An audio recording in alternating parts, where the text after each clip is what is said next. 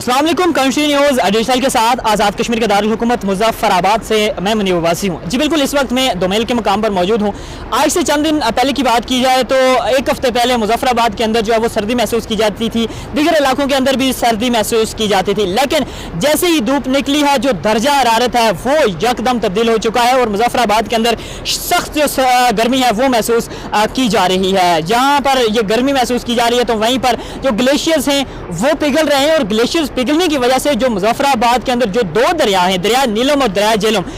इनके पानी में जो है वो इजाफा हुआ है, काफ़ी हद तक इजाफा हुआ है। ये तो प्लस पॉइंट है कि पानी के बहाव में इजाफा हुआ है, लेकिन आइंदा वक्त में जो है वो ये शहरियों के लिए जो खतरनाक साबित भी हो सकता है, क्योंकि अभी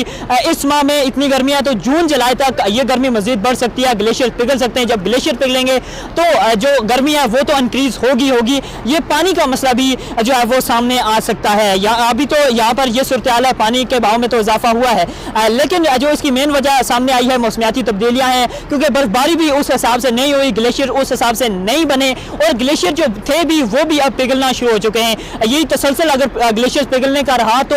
जो जून जुलाई के माह में ये दर्जा हरारत जो है वो इंक्रीज हो सकता है और शहरियों का रहना जो है वो मुजफ्फराबाद के अंदर मुश्किल हो सकता है। इसके जो एक वजह ये भी सामने आ रही है, क्योंकि जब दरिया नीलम वैली के ऊपर जो डैम बनाया गया है उसके बाद हुकूमत की जानिब से ये दावे किए गए थे कि जगह जगह पर तालाब बनाए जाएंगे, पानी के मसाइल को हल किया जाएगा, लेकिन ये दावे जो है वो अभी तक अधूरे हैं। अभी आमदा वक्त में यही तवक्कुआत की जाती हैं कि जो आने वाला वक्त है जून जुलाई का, वो मुजफ्फराबाद समेत जो दिगर इसके मुल्का इलाके हैं उन शहरियों के लिए काफ़ी गर्म भी साबित हो सकता है और शहरियों का यहाँ पर रहना मुश्किल हो सकता है।